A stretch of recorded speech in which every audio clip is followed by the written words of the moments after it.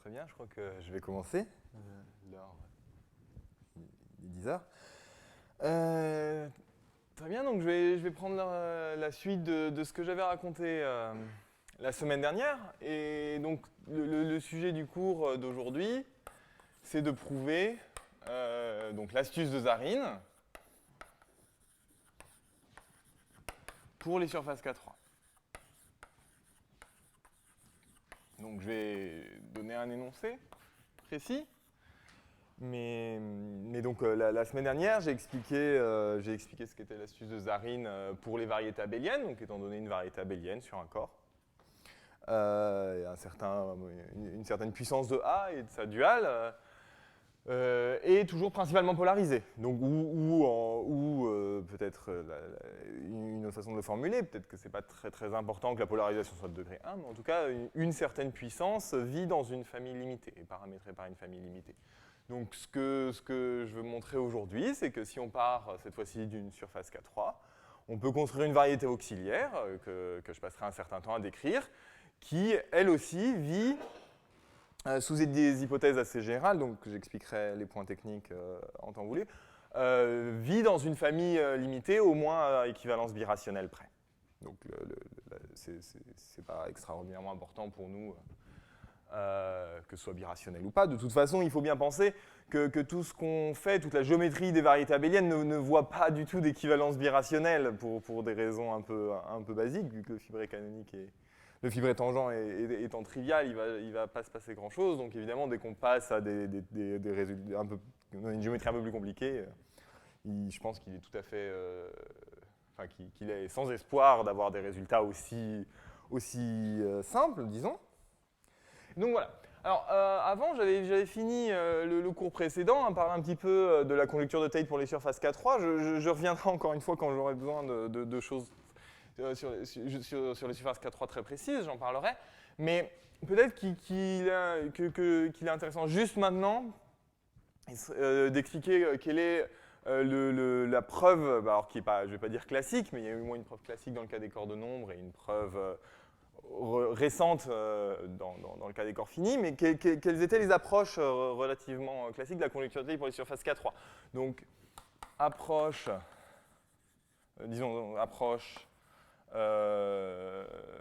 alors je ne sais pas s'il faut dire classique, ce n'est pas des choses du tout anciennes, mais disons une approche qui était connue pour les surfaces, de la conjecture de Tate pour les surfaces K3, et qui en fait remonte à Deligne, puisque Deligne avait prouvé, avant de prouver les conjectures de Weil en général, avait prouvé la conjecture de Weil pour les surfaces K3 par cette méthode-là. Donc c'est une méthode basée sur la construction de Kuga-Stake et qui repose donc, sur ce qu'on appelle les classes de Hodge absolues. Donc je vais être très très bref, puisque mon but est justement de ne pas utiliser cette méthode, mais ça c'est pour fixer les idées. Donc, on est sur K. Alors, mettons que K soit un sous-corps de C et un corps de nombre. C'est pas K soit un sous-corps de C. Pour le moment, c'est pas très important. Soit un corps de nombre, et il y a des variantes ensuite sur des corps finis. On peut spécialiser. Donc, X, une surface K3. Donc, une surface K3, c'est pour, ici on est en caractéristique 0, donc c'est une surface projective lisse qui est simplement connexe et qui a fibré canonique trivial. Alors, et c'est un miracle qui n'est d'ailleurs pas tout à fait compris, donc c'est dû à Kuga et Satake et ensuite à Deligne, donc dans cet article sur les conjectures de Weil pour les surfaces K3. On peut trouver une variété abélienne, A. Alors, un peu plus, si on était parti de X sur un certain corps K, on peut trouver une variété abélienne A qui n'est peut-être pas tout à fait définie sur K, mais définie sur une extension finie de K, et même un petit peu mieux, c'est-à-dire je ne vais pas donner d'énoncé précis, mais sur une extension finie contrôlée de K, qu'on peut exprimer vraiment en fonction des données du problème, donc définie sur une extension finie de K. Et une injection canonique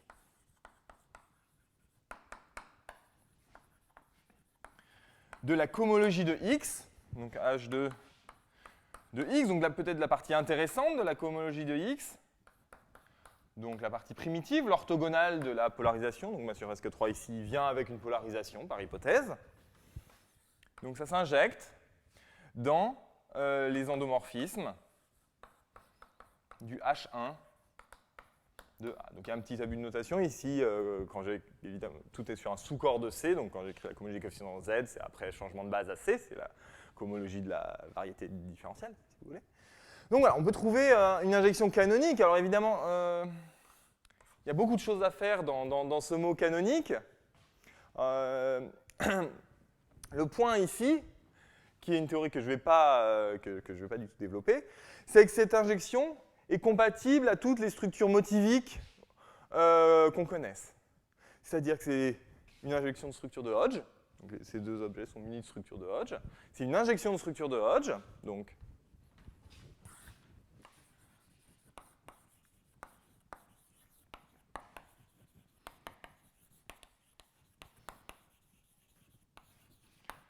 de part et d'autre, d'une part. Et c'est compatible aux structures galoisiennes. Alors évidemment, il n'y a pas de structure galoisienne sur ces objets-là, mais après tensorisation par ZL, où L est un nombre premier et arbitraire ici, on a une action du groupe de Galois absolu de K, ou peut-être de l'extension qu'on a prise ici. On a des actions des deux côtés, et c'est Galois équivariant. Donc évidemment, si on croit aux conjectures motiviques, à la conjecture de Hodge, ou même ici à des choses en fait un peu plus faibles, si on croit aux conjectures standards, cette chose-là doit être induite, cette injection doit être induite par un cycle algébrique. Pardon ?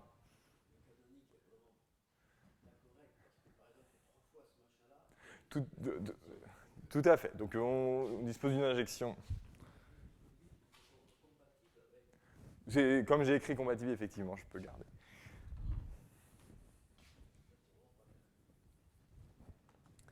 Donc on dispose de cette injection qui est... enfin, c'est pas tout à fait vrai parce qu'on a un peu plus de structures ici. On a des structures multiplicatives, en fait, qui sont cachées. Donc on peut le rendre vraiment canonique. Si on impose une condition multiplicative. Parce qu'en fait, cette chose-là, on a l'algèbre de Clifford à gauche. Puis on a un... bon, quoi qu'il en soit.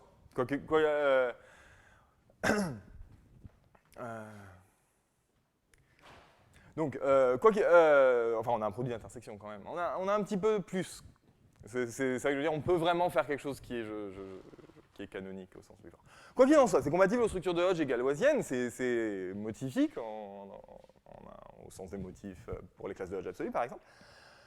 Donc on a cette injection-là, dont il est très raisonnable de penser qu'elle vient d'un cycle algébrique, chose qu'on ne sait absolument pas prouver dans ce contexte. Mais cette chose-là, en fait, au moins sur les corps de nombres, donc si K était un corps de nombre,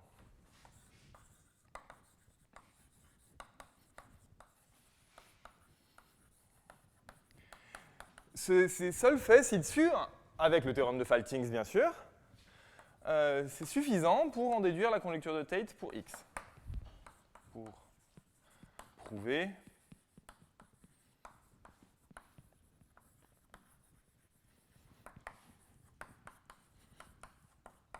alors je vais l'expliquer brièvement par oral. C'est la chose suivante, on part d'une classe, alors la coefficient ZL sur X, dont on veut, qui est galois invariante, et dont on veut prouver que c'est la classe d'un diviseur, la classe de cohomologie d'un diviseur. Donc on regarde son image à droite, et à droite, on a le théorème de Faltings. Donc effectivement, c'est la classe d'un diviseur. Alors il y a une tensorisation par ZL, mais passons. C'est la classe, alors pas d'un diviseur à droite, c'est simplement la classe d'un endomorphisme de A elle-même. Or évidemment, le problème, c'est que je ne sais pas que ce morphisme-là est induit par une correspondance algébrique, donc il est difficile a priori de repasser de l'autre côté. Mais en fait, c'est pas si grave, parce que, en particulier, notre classe à droite est maintenant, donc c'est la classe d'un endomorphisme de A, donc c'est une classe de Hodge. C'est une classe de Hodge, et puis l'injection est compatible aux structures de Hodge, donc la classe dont on était parti est en fait une classe de Hodge. Et maintenant, on a la conjecture de Hodge pour les diviseurs, on a le théorème de Lefschetz sur les classes de type 1,1 à gauche qui permet de conclure. Voilà. Alors, peut-être donc il y a donc trois ingrédients qui sont tout à fait apparents, donc la compatibilité aux structures de Hodge, la compatibilité aux structures galoisiennes et le théorème de Faltings. Et donc il y a un troisième ingrédient qui est visible quand on écrit cet argument et qu'on fait attention à la tensorisation par ZL qui se passe, c'est en fait l'existence de ces réseaux, du fait qu'on a vraiment, on dispose d'un réseau Z.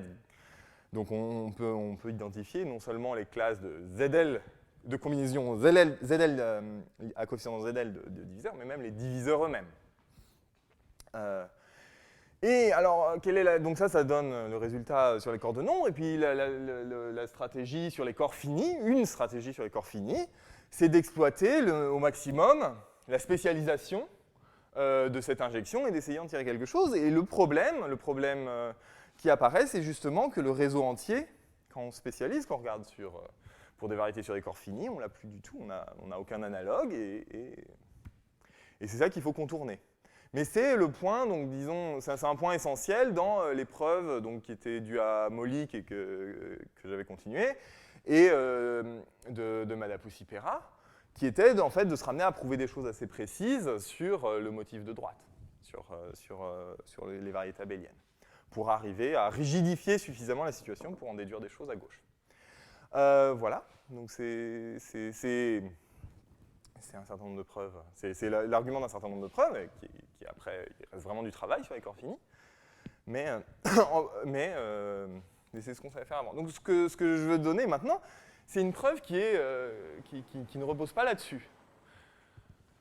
Donc, oui. Voilà, c'est 2 puissance 19 ou 20, ça dépend un petit peu. C'est ça. En fait, on a une algèbre de Clifford à gauche, et puis on utilise le fait que le groupe spin, qui est dans l'algèbre de Clifford, qui est construite à gauche, est relié à un groupe symplectique, tout simplement. Donc, oui, non, c'est une variété abélienne qui est très très grosse, qu'on comprend, enfin, qui est très difficile à comprendre. Voilà. Alors, donc, je reviens sur la stratégie de la preuve de Tate des variétés abéliennes. Donc, je la réécris brièvement. Donc, preuve de Tate, de sa conjecture, pour les variétés abéliennes sur les corps finis. Donc, il y avait 3 étapes, qu'on peut formuler de manière très, très vague.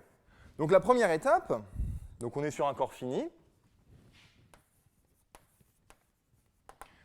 On veut prouver la conjecture de Tate pour une variété X. Donc, on est sur un corps fini, la conjecture de Tate, c'est équivalent à la finitude de la torsion dans le groupe de Brouwer. Donc, la première étape, c'est on construit à partir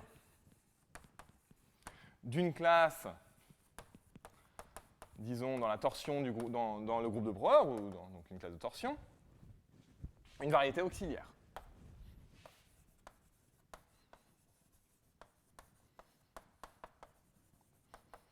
Donc c'est à partir d'une donnée, donc il faut être un petit peu flexible, c'est à partir d'une donnée cohomologique, disons, qui est suffisamment proche du groupe de Brouwer. On construit des variétés auxiliaires. Donc qu'est-ce que c'était dans la preuve de Tate? C'était la partie qui ramène la conjecture de Tate à la finitude dans les classes d'isogénie. Donc à partir d'une donnée dans le H2, alors il y avait des dévissages, c'était à partir d'un sous-module du H1 qui était galois-invariant, mais c'est après produit extérieur, c'est du H2 en fait. On construit donc ces classes d'isogénie. Et donc ce qu'on veut montrer, c'est que c'est une finitude dans une classe d'isogénie. Donc on passe d'un énoncé qu'on cherche de la finitude dans le groupe de Brouwer à un énoncé géométrique. On a une famille de variétés. On veut montrer de la finitude pour cette famille de variétés. Donc c'est la première chose. Donc la deuxième étape, c'est pour montrer la finitude dans cette famille de variétés, cette fois-ci, à partir de ces variétés auxiliaires. Puisque maintenant on en a plusieurs, on est en train de montrer, on veut montrer qu'il n'y a pas de L puissance n torsion pour n assez grand. Donc à partir de ces variétés auxiliaires, de ces tours,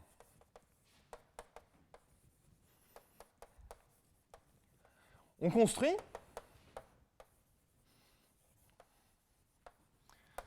des variétés, donc des variétés auxiliaires à partir de la variété auxiliaire, ça s'empile un petit peu, qui, elles, vivent dans une famille limitée.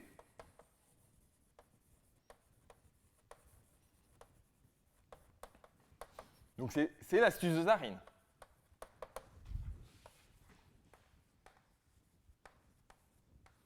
Tout simplement, à partir de nos variétés auxiliaires de l'étape 1, c'était des variétés abéliennes, et on construit pour une variété abélienne, donc ce produit, cette puissance, qui, elle, vit dans une famille limitée. Donc en particulier, donc maintenant, comment est-ce qu'on conclut? Donc on conclut à la finitude recherchée. Alors, sur un corps fini, typiquement, ça doit être facile, puisqu'on a des variétés définies sur un corps fini qui vivent dans une famille limitée, donc on a la finitude des objets du 2, on espère, donc on a suffisamment contrôlé les choses pour avoir la finitude dans le 1. Donc dans le corps fini, c'est typiquement, une fois qu'on est arrivé là, ça va être plus facile, et puis, corps de nombre, sur les corps de nombre, bah, c'est de la géométrie différencienne, disons, au sens très large. C'est typiquement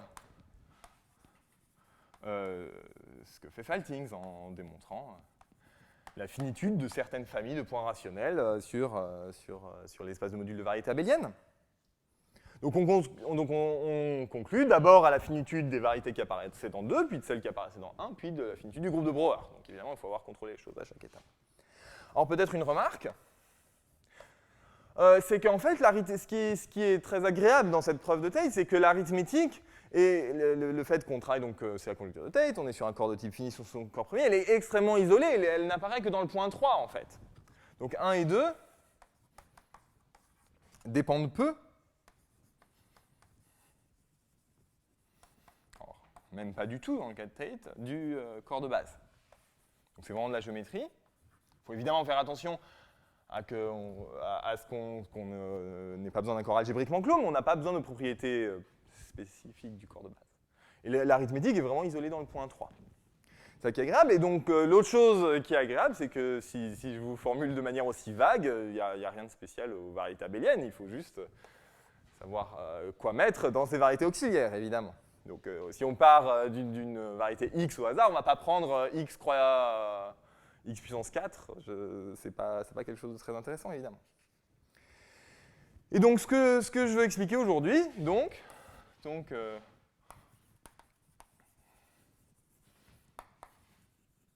c'est, aujourd'hui et la semaine prochaine, en fait, c'est mener à bien cette stratégie de manière uniforme.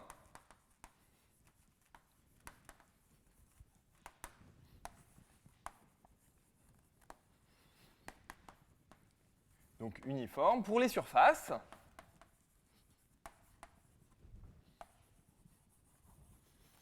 De dimension de Codera nulle.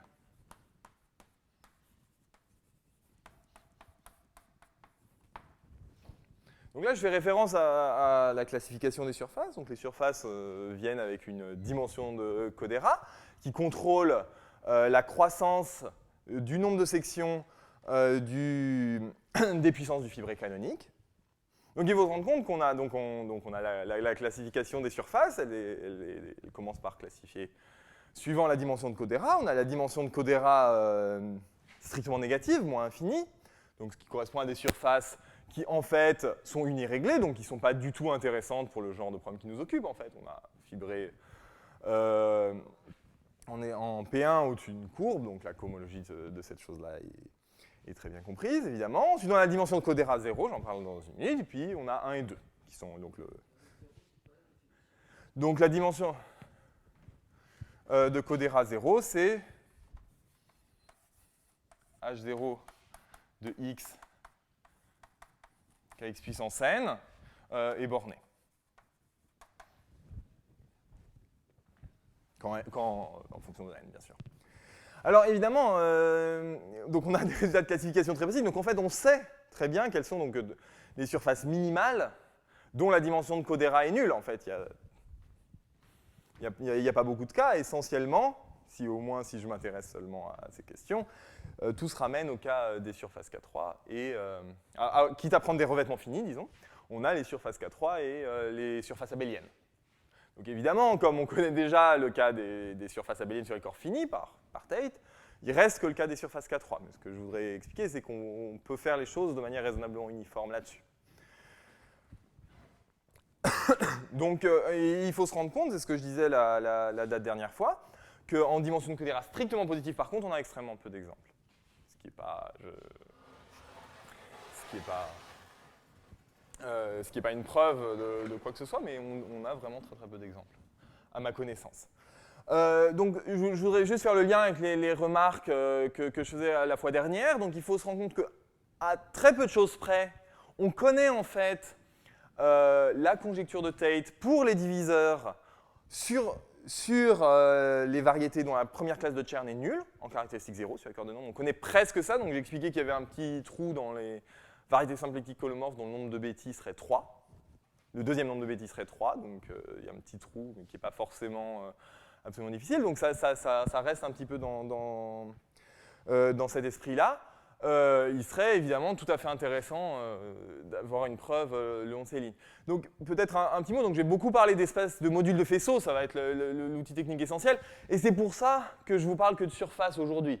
C'est-à-dire que les variétés auxiliaires, je vais y venir dans une minute, vont être des espaces de modules de faisceaux sur X, et il est bien connu que les espaces de modules de faisceaux ou de fibrés stables ou de choses comme ça sur les surfaces ont une géométrie qu'on contrôle beaucoup mieux qu'en dimension supérieure, notamment au point de vue de la licité. Donc c'est ça qui est très important. Ce n'est pas tout à fait évident pour moi à quel point c'est un obstacle vraiment conceptuel.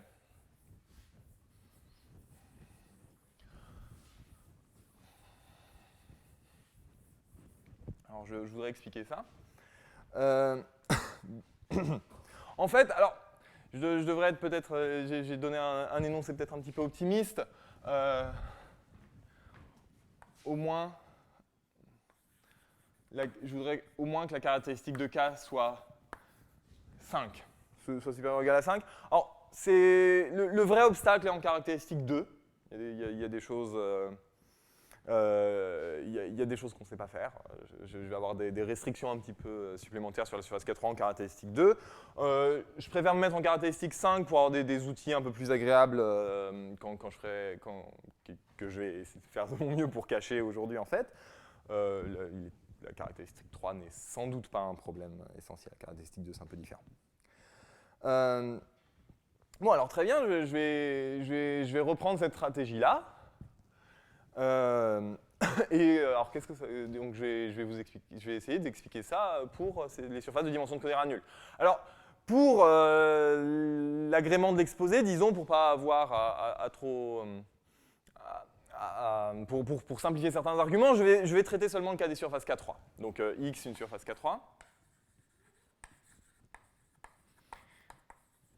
Mais les arguments que je vais donner aujourd'hui, toutes les constructions que je vais donner marchent à des contrôles, à des invariants numériques qui sont légèrement différents, marchent pour toutes les surfaces à la fois, sans rien changer. Donc c'est ça que je veux dire. Je préfère, ça sera un peu plus rapide d'énoncer ça pour les K3. Alors, que deviennent 1, 2 et 3 ? Donc le point 1, c'est la construction de variétés auxiliaires, et c'est dû à des travaux que j'expliquerai en fait la semaine prochaine, de Lieblich, Max Lieblich, Davesh Molik et Andrew Snowden. Donc cette fois-ci, à partir de alpha, qui est toujours comme plus haut, on construit des surfaces K3 auxiliaires.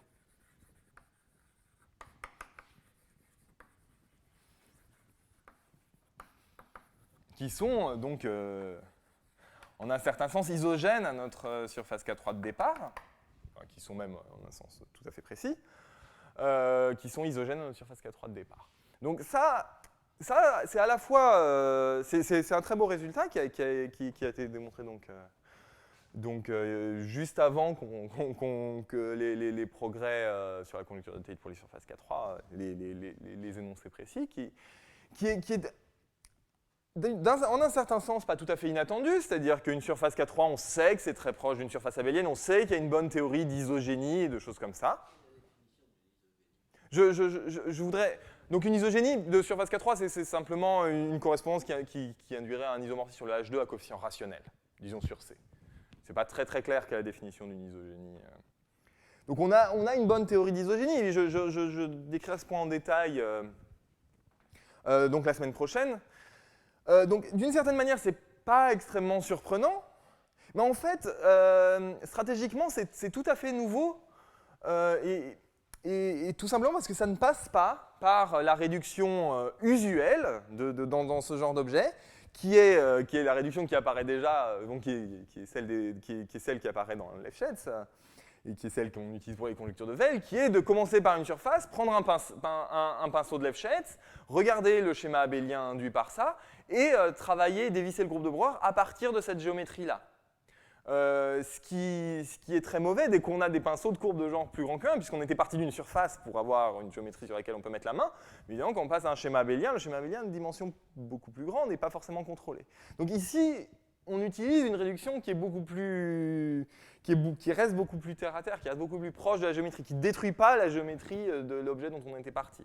Donc c'est tout à fait remarquable. Et donc, c'est une construction, ce qu'on appelle d'espace de modules de faisceaux tordus par la classe alpha.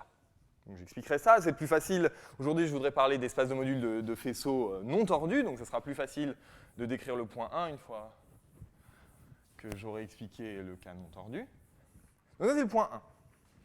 Le point 2, donc c'est l'astuce de Zarine à proprement parler, c'est... Donc maintenant, on a construit une variété auxiliaire qui reste des surfaces K3. Donc si j'ai une surface K3 qui a priori vit dans une famille non bornée, qui a un degré arbitrairement grand, est-ce qu'on peut construire une variété auxiliaire qui, elle, vive dans une famille limitée? Donc ça, on peut le faire, c'est le sujet du cours d'aujourd'hui. Donc partant de X maintenant, partant d'une K3 arbitraire, de degré arbitraire, on construit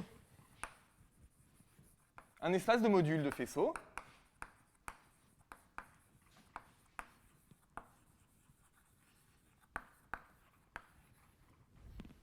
donc disons de fibré stable par exemple,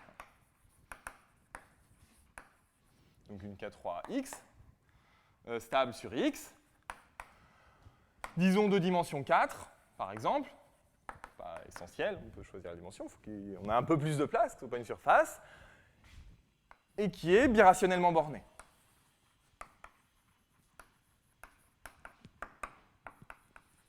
Donc, à équivalence birationnelle près, cet espace de module vit dans une famille limitée. Donc c'est vraiment l'analogue de l'astuce de Zarine, on remplace. Oui. Oh, pardon, c'est la dimension de l'espace de module. Un espace de module M, disons, et la dimension de M. Non, on va vraiment avoir besoin d'aller, quand le degré de X grandit, on va avoir besoin d'aller à des fibrés de rang arbitrairement grand.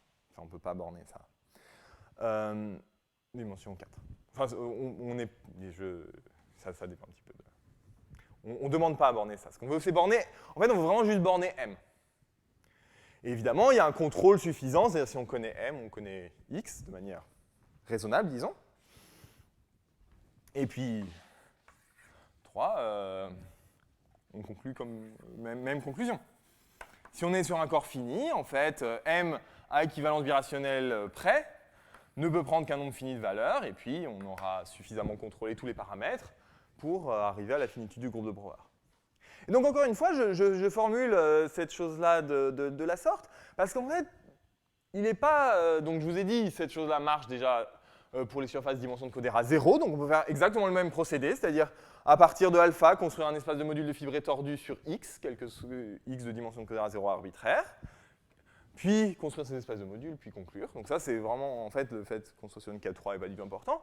Et la question est naturelle, c'est à quel point on a besoin de la dimension de Codera 0. Donc ça va apparaître vraiment dans la description de tous les objets, mais c'est pas, j'ai pas d'objet, il n'y a pas de contradiction complète, à ma connaissance, à supposer que cette stratégie marche de manière générale. Je ne sais absolument pas la faire marcher de manière générale, mais ce n'est pas non plus invraisemblable. Alors, en fait, quelle est l'origine de cette chose-là? En fait, ça a déjà été fait. Donc ça a évidemment déjà été fait par Tate et Zarine, c'est ce que j'ai expliqué la dernière fois. Et en fait, ça a déjà été fait pour une certaine classe de K3. C'est les surfaces K3 elliptiques. Remarque, c'est la méthode employée par Artin et Swinnerton-Dyer.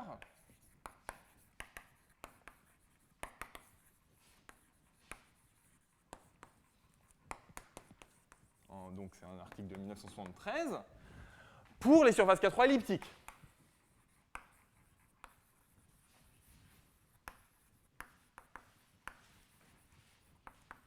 Donc c'est vraiment la même méthode. Alors ce que faisait Artin et Swinnerton-Dyer, ils partaient d'une surface K3 elliptique, et donc dans ce cas-là, c'est une façon analogue de formuler le résultat. Donc c'est la conjecture, c'est ce qui prouve la finitude du groupe de Tate-Shafarevich d'un pinceau de courbe elliptique, d'une courbe elliptique sur un corps de fonction qui vit en fait sur une surface K3. Donc c'est ce qui prouve. Et alors, tous les points se retrouvent. Donc la première chose, c'est de construire des variétés auxiliaires, mais évidemment ici on est dans une fibration elliptique, oui. Oh, c'est une surface K3 qui est munie d'un. Donc, c'est muni d'un pinceau de courbe elliptique.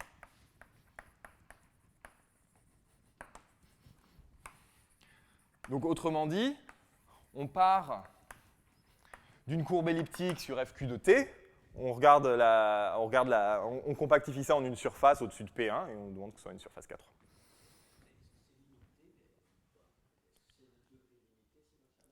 Non, en général, c'est pas de degré limité. Non, il n'y a pas.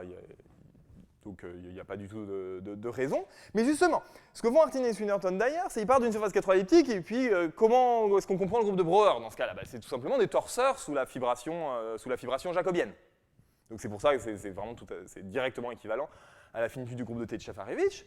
Et donc on construit d'autres courbes elliptiques sur un corps de fonction, on compactifie encore, on trouve toujours des surfaces K3, pour des raisons de géométrie qui ne sont pas si difficiles. Donc, ils font exactement ce procédé-là dans une situation géométrique plus simple. On construit les surfaces K3 comme des torseurs, comme des compactifications de torseurs, sous un certain schéma en courbe elliptique. Donc on voit tout à fait cette chose-là qui apparaît. Donc, prouver la finitude du groupe de Brouwer, c'est prouver la finitude de ces torseurs. Et il se trouve que le point 2 ici est particulièrement simple, parce que ces surfaces elliptiques sont bornées. Donc c'est le calcul qu'ils font. Donc c'est un tout petit peu différent d'un exemple que vous voyez. Les surfaces elliptiques en général, K3 elliptiques, en général ne forment pas une famille limitée. Par contre, les surfaces K3 elliptiques qui sont toutes des torseurs sous la même fibration jacobienne, elles forment une famille limitée. C'est quelque chose qui vient en fait des résultats de Saint-Donat. Donc Saint-Donat, dans ces mêmes années, expliquait exactement, a très bien compris la géométrie des fibrés amples ou big ou avec une condition de positivité sur les surfaces K3 qui permet exactement de contrôler ça. Donc je reviendrai sur ces résultats et peut-être d'autres façons dont il est plus agréable de les comprendre aujourd'hui. Et puis il conclut exactement pareil. On conclut directement au gros de Brouwer. Donc le point peut-être de ce que je vais faire aujourd'hui la semaine prochaine, c'est d'expliquer que ce n'est pas du tout essentiel d'avoir une fibration elliptique. La géométrie est en fait pas tout à fait, ne repose pas essentiellement sur le fait qu'on a une K3 elliptique. En fait, elle repose le fait que cette méthode que ce cas est un peu plus simple que le cas général, par exemple, dû au fait qu'on a une surface K3 de nombre de Picard 2 avec un diviseur supplémentaire par rapport à la classe hyperplane. Dans ce cas-là, on a vraiment une démonstration complètement parallèle que j'expliquerai la semaine prochaine. Donc le point d'Artin et Swinnerton-Dyer, c'est que l'étape 1 est un peu plus facile, on la voit un peu plus concrètement, et on n'a pas besoin de faire l'étape 2. Les surfaces K3 qui apparaissent sont déjà elles-mêmes famille limitée. Voilà, alors donc, aujourd'hui, je vais me concentrer sur l'étape 2 et je ferai l'étape 1 la semaine prochaine, ce qui n'est pas tout à fait le bon ordre, mais tout simplement que techniquement, l'étape 1 repose beaucoup sur des constructions que je vais expliquer aujourd'hui. Donc, je vais expliquer le 2, et en fait, c'est pas du tout dû à moi. c'est dû à un certain nombre de travaux donc, que je citerai, mais c'est quelque chose qui part des travaux de Mukai, en fait, dans les années 80, qui a commencé à vraiment étudier les espaces modules de fibrés stables sur la surface K3, qui les a très bien compris d'un point de vue cohomologique. Alors, je vais donner 2 théorèmes qui résument l'étape 2. Donc,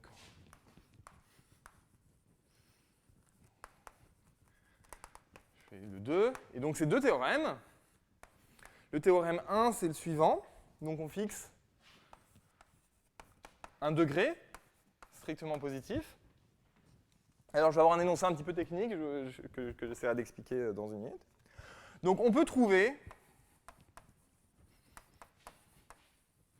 un nombre premier, L,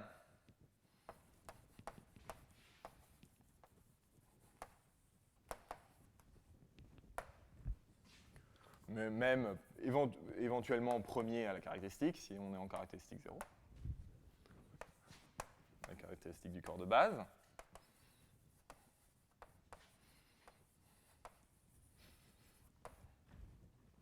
Un entier strictement positif n, un entier strictement positif qu'on va appeler R, tel que, la chose suivante vaut, donc tel que, pour tout corps K, alors évidemment, je n'ai pas très bien rédigé mon énoncé ici, puisque on peut trouver L qui serait premier à la caractéristique du corps de base qui apparaît à la ligne du dessous, mais je pense que vous pouvez comprendre ce que je veux dire. Donc tel que pour tout corps K, toute surface K3, voilà, c'est ça. Disons que je fixe une caractéristique au début et puis tout corps K de cette caractéristique-là. Toute surface K3x sur K, munie, alors je vais partir de surface K3, de degrés arbitraires, alors pas tout à fait arbitraires. Donc ce que j'ai en tête, c'est des tours d'isogénie, donc je vais prendre des surfaces K3 qui ont une polarisation de degré un multiple de D, paramétré par ce L, donc c'est des tours de L isogénie. Donc munis d'une polarisation ou d'un diviseur ample de degrés, alors le degré est toujours pair, et je vais prendre 2 puissance L, N, alors comment je vais appeler ça, alpha, D, pour alpha strictement positif. Donc, je répète, je suis en train de considérer des familles de surface K3 dont les degrés sont un multiple arbitraire, donc un multiple par une puissance, disons, de L puissance N arbitraire de 2D. Donc c'est ce qui apparaît dans ces tours d'isogénie. Les degrés sont multipliés par des puissances de L, et pour des raisons techniques, il faut prendre un L puissance N, c'est pas extrêmement important. Le point ici est que pour une certaine famille de surface K3 qui ont des degrés aussi grands qu'on souhaite. La forme très précise apparaît dans les théorèmes, elle est tout à fait suffisante pour ce qu'on veut faire après. Donc pour toute surface K3 dont le degré est de la forme 2D fois quelque chose d'arbitrairement grand de cette forme, il existe, donc ma variété auxiliaire de 2, il existe un espace de module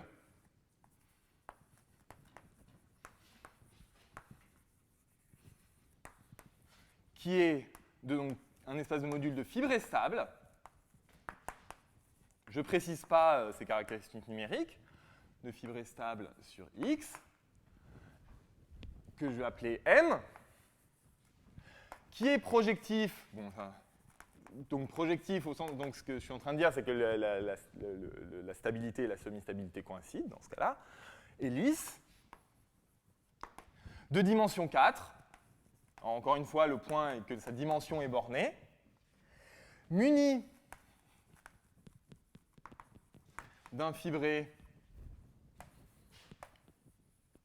big L avec, donc on est en dimension 4, donc je peux regarder la première classe de Chern de L, j'ai la puissance 4, ça me donne un entier, et c'est R qui est fixé, donc le R était fixé au tout début.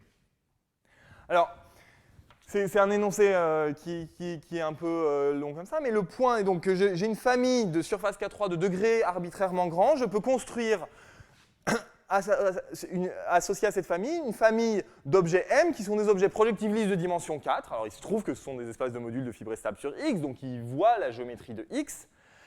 dont les caractéristiques numériques sont bornées, c'est-à-dire la dimension est bornée. Et alors, on n'a pas tout à fait un fibré ample, ça, je pense que c'est pas le bon point de vue. On a un fibré big, alors que big, c'est-à-dire qu'une certaine puissance de L induit non pas un plongement dans un espace projectif, mais un morphisme birationnel sur une sous-variété de l'espace projectif, donc la version birationnelle de ample.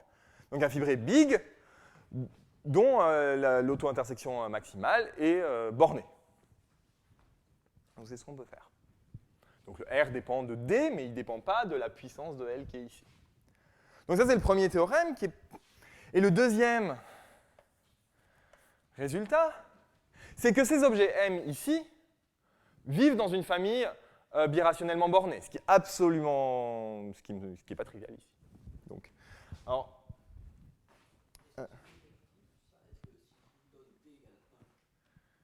oui, tout à fait, tout à fait. Oui, il n'y a pas de... Non, non, non. En fait, je pense, enfin, je vais vous donner un exemple. Vous allez voir exactement ce que ça veut dire. Donc, c'est en fait, oui, c'est des conditions de est-ce qu'un réseau de dimension 2, disons, le réseau engendré par R et 4, se plonge dans des réseaux qui ont ces caractéristiques-là de discriminant très grand. Donc, le théorème 2, donc, que je ne sais démontrer qu'en caractéristique supérieure ou égale à 5, peut-être en caractéristique 3,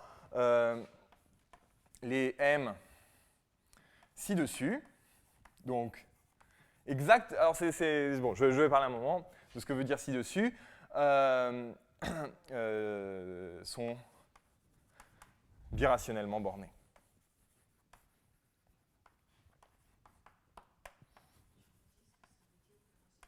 Donc, ce que je veux dire ici, c'est tout à fait... ça veut dire qu'il existe une famille limitée, donc une famille de variétés projectives lises au-dessus d'une base de type fini, telle que tout M apparaissant dans le théorème 1 est birationnel à une fibre de cette famille, un élément de cette famille.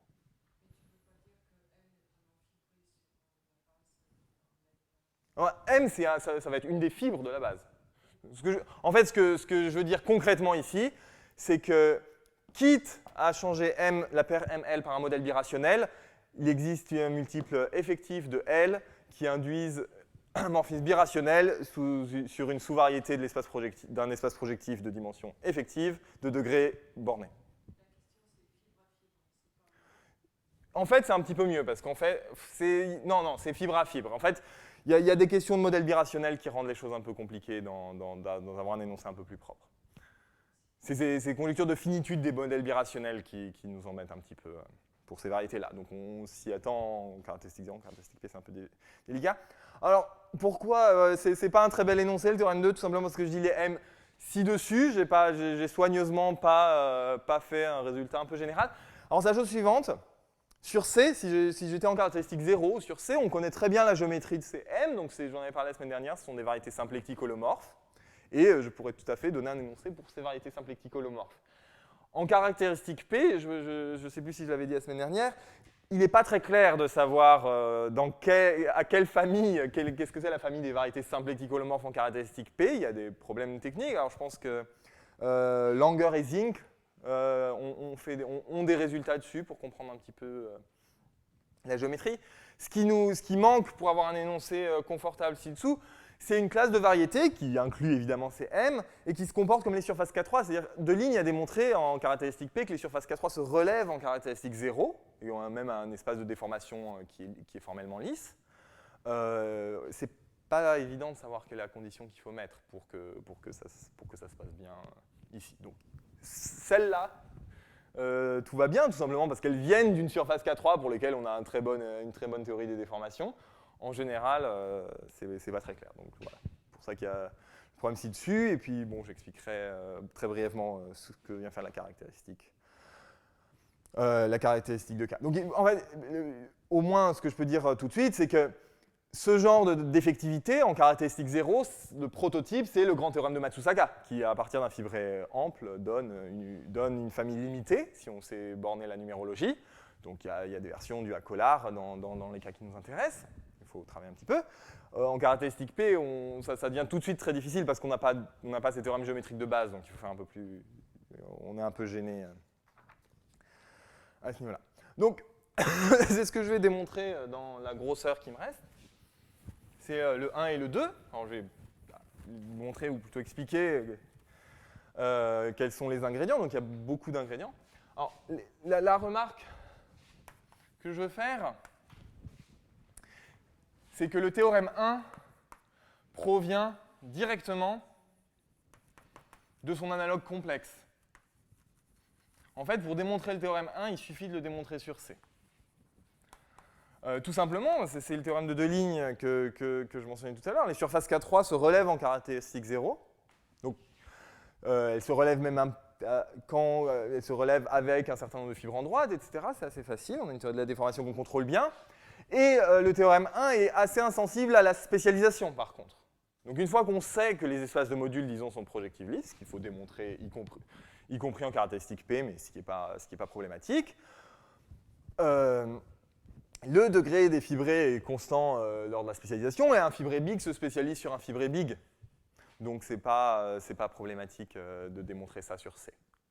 Donc, évidemment, donc j'expliquerai pourquoi il y a beaucoup d'ingrédients qui utilisent des choses qu'on ne sait pas faire directement sur les corps finis.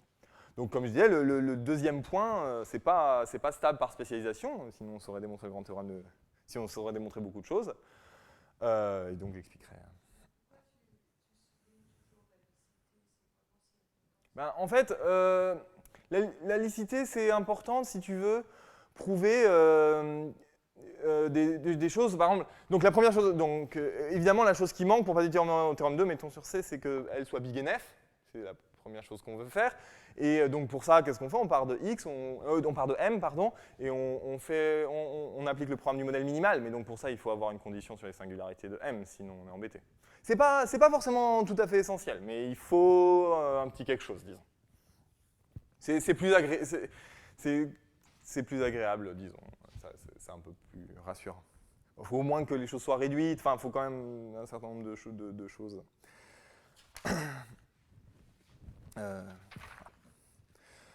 Bon, donc je vais passer à la preuve des théorèmes 1 et 2. Et pour ça, donc, je vais décrire la théorie qui est due d'abord à Mukai et ensuite à O'Grady et Yoshioka, des espaces de modules de fibrés stables sur les surfaces K3. Donc c'est une théorie qu'on comprend tout à fait bien maintenant, au moins dans le cas d'un complexe, parce que comme je disais, il y a toute une partie qui est insensible à la spécialisation. Donc je voudrais expliquer ça. Et comme le fait remarquer Hélène, dans tout ce que je raconte aujourd'hui, on en fait sans doute un peu trop pour arriver juste aux finitudes qu'on cherche à la fin. On n'a sans doute pas besoin de comprendre aussi bien les espaces de modules, d'avoir un tel contrôle sur la géométrie. Il se trouve que dans cette situation, on peut tout expliquer. On peut expliquer les choses dans un détail plus que suffisant. Donc c'est ce que je vais faire, mais on n'a sans doute pas besoin. Si on pense à d'autres cas, il n'est pas nécessaire sans doute d'avoir un contrôle aussi précieux de la géométrie. Donc, je vais parler des espaces de modules de fibrés stables et je vais décrire leur géométrie, ce qui va permettre de démontrer le théorème 1. Encore une fois, le fait qu'on soit sur une surface K3 n'est pas tout à fait essentiel. On s'en tirerait tout à fait de la même manière sur une surface Venn-Request ou sur une surface abélienne. La théorie marche pareil, il y a quelques petites modifications près. Sur la surface K3, donc c'est dû vraiment à Mukai qui a les théorèmes fondateurs et en petite dimension, qui est décrit parfaitement. Et ensuite, ça a été vraiment complété par O'Grady, puis Yoshioka qui a rajouté quelques points techniques au moins dans ce cas très précis. Donc je vais peut-être rappeler un tout petit peu sur la surface K3, donc X sur C, une surface K3. Donc comme je dis, je vais faire cette partie-là sur le corps des nombres complexes. Donc une surface K3, le point c'est qu'elle est simplement connexe, en particulier H1 de X au X égale 0. Son fibré canonique est trivial. Et on connaît très bien sa cohomologie, donc c'est la chose suivante. On regarde H2 de X, Z, et on regarde la décomposition de Hodge. H2 de XZ tenseur C, ça se décompose donc en trois parties. H2 0, H11 et H02. cette chose-là est de dimension 20, ce qui n'est pas extrêmement important. Par contre, ces deux choses-là sont de dimension 1. Donc on a une structure de Hodge de poids 2 qui est aussi simple que possible sans être triviale. Voilà. On comprend même, j'en parlerai un tout petit peu plus tard, mais ce n'est pas essentiel pour nous, on comprend en fait le réseau. Donc cette chose-là est munie d'une forme quadratique, le produit d'intersection, on comprend le réseau. C'est unimodulaire, pair. Bon. Et l'avantage des surfaces K3, et ce qui les rapproche beaucoup des surfaces des variétés abéliennes, c'est qu'on a un théorème de Torelli, c'est-à-dire que la structure de Hodge, ici, contrôle jusqu'au bout la géométrie des surfaces K3. C'est utile dans un certain nombre de points techniques. Alors, je voudrais commencer par faire un petit peu de numérologie des fibrés vectoriels sur les surfaces K3. Donc on va regarder des espaces de modules de fibrés vectoriels, de fibrés stables sur les surfaces K3. Il y aura toujours une polarisation qui est sous-entendue et je vais évacuer les questions précises de stabilité qui en fait, ne nous gênent pas du tout ici. Alors, la numérologie, elle est particulièrement agréable si on introduit ce qu'on appelle le réseau de Mukai, qui est la chose suivante. C'est une structure de Hodge de poids 2 qui est un tout petit peu plus grosse, H tilde de xz. Donc c'est H0 de xz plus H2 de x, z de 1, donc la partie intéressante de la cohomologie, plus H4. Donc en fait, c'est H4 de x, z de 2. Donc je mets des normalisations pour que tout soit en poids 0. Et c'est muni d'une forme d'intersection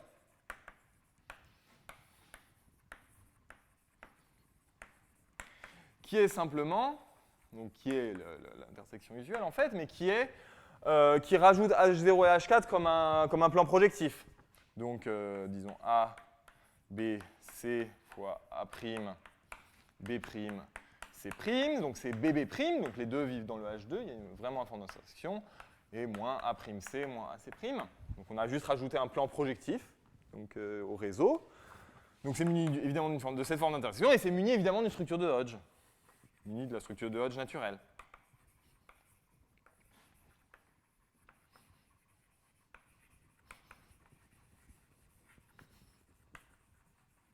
Voilà, c'est pas très intéressant. Et puis en plus, on dispose de la partie algébrique de H tilde, du réseau de Mukai. C'est ce qu'on appelle traditionnellement n de x, donc c'est tout simplement H0 plus, donc ça c'est toujours algébrique, c'est la classe fondamentale de la variété, enfin c'est la classe de x elle-même. Dans H2, la partie algébrique, c'est le groupe de Néron-Sévry de x, et puis la partie algébrique du H4, c'est le H4 lui-même, la classe d'un point, plus H4. C'est inclus dans H tilde. Alors pourquoi je l'isole? Parce que c'est le n de x qui reçoit les classes de Chern des fibrés vectoriels, tout simplement. Alors donc pourquoi on introduit ce réseau? C'est à cause de Riemann-Roch. Donc si F est un fibré, un faisceau, disons, cohérent,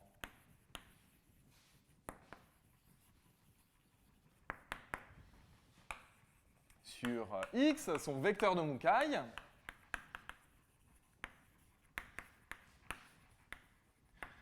c'est donc V de F, c'est le caractère de Chern de F multiplié par la racine de la classe de Todd. Donc c'est exactement ce qu'il faut mettre par Riemann-Roch. Alors il faut remarquer que ça appartient vraiment à n de x, donc il y a une racine carrée qui fait introduire un 1,5, mais en fait on a suffisamment de parité dans la classe de Todd pour que cette chose-là soit en fait entière. Donc on peut d'ailleurs tout à fait écrire ce que c'est. Donc c'est le rang. Le premier terme, c'est le rang de F. Le deuxième terme, c'est la première classe de Chern. Et le troisième terme, c'est la caractéristique de l'air moins le rang. Donc il y a cette normalisation qu'on multiplie par la racine de la classe de Todd. Et évidemment, ce que nous dit Hirzebruch-Riemann-Roch dans ce cas-là, c'est si on prend deux faisceaux cohérents EF, disons, et qu'on regarde la caractéristique de l'air qui de EF, donc qui est la somme alternée des ext i, alors pardon, des dimensions des ext i, de EF, eh bien ça, c'est simplement, alors c'est à l'opposé du produit d'intersection des vecteurs de Mukai. Voilà. C'est juste Riemann-Roch, on a 2 fois la racine de la classe de Todd, donc on obtient le caractère de Chern de E fois le caractère de Chern de F fois la classe de Todd, donc c'est bien la caractéristique de là. Non, alors évidemment, donc pour démontrer ça, on commence par E localement libre, mais c'est vrai pour tous les faisceaux cohérents, on prend une résolution, il n'y a pas de problème. Voilà, donc c'est cette normalisation qui rend le vecteur de Mukai, le réseau de Mukai naturel, et les vecteurs de Mukai naturels. C'est eux qui expriment bien la numérologie. Alors, tirons les conséquences de ça.